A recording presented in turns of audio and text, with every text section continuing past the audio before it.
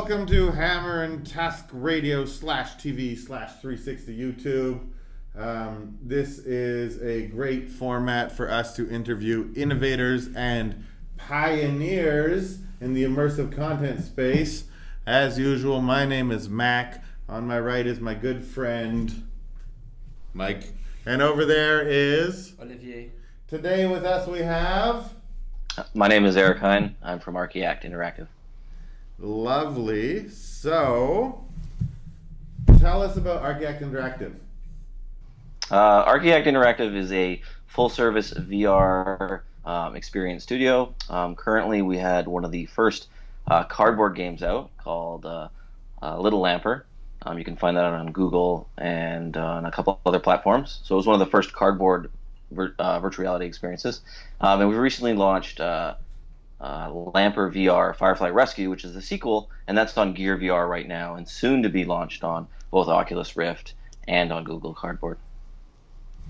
Okay, so it is 2015. What month are we in? It is September of 2015. Anybody who's involved in the virtual reality space is well ahead of the curve.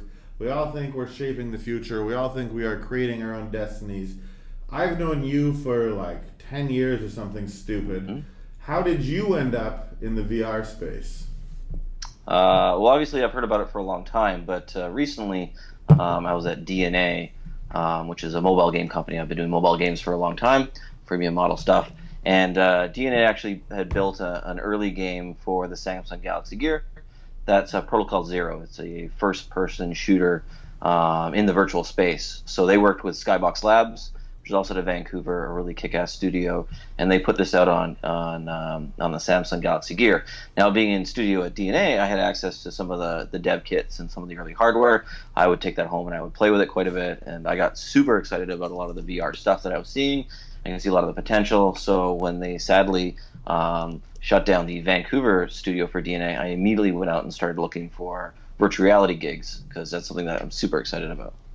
And I was lucky enough to land one. For, but you found those gigs, so now That's you're right. an executive producer at that company. That's correct. Yes, I'm a lucky guy. So you have lots of experience with the beginnings of virtual reality technology. How does it feel being a pioneer? I don't really think of myself as a pioneer, as I'm just I'm trying to experience what everyone else is trying to see, or trying to get it a little bit further. So right now, there's not a lot of people who know about VR. I think most gamers do, but there's a very small market, and so there's a challenge here where studios can't make content very easily because there's no money to be made yet. So I'm out there trying to also get people to try VR. I take the train into Vancouver every day, and on the train, I'm putting it on people's heads, showing them stuff, trying to get people excited about it. So this market will grow as fast as we possibly can. And the sooner there's a market there, the sooner there's money to be made. As soon as there's money to be made, there'll be lots of great headsets and lots of great content out there. Did you just say that you take the train into Vancouver and put the headsets on strangers on your way? Do you like strike up a conversation and do that? I do that regularly, yes. I would say there's at least, out of the week, I've showed it to about 5 to 10 new people every week, and it blows everyone's minds. Dude, you are the prophet of our people. You are our evangelist.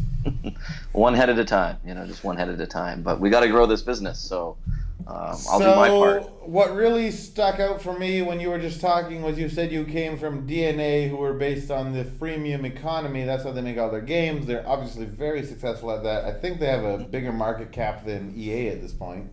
Could be wrong, but I think so. Either them or Greedo. One of them is just stupid big.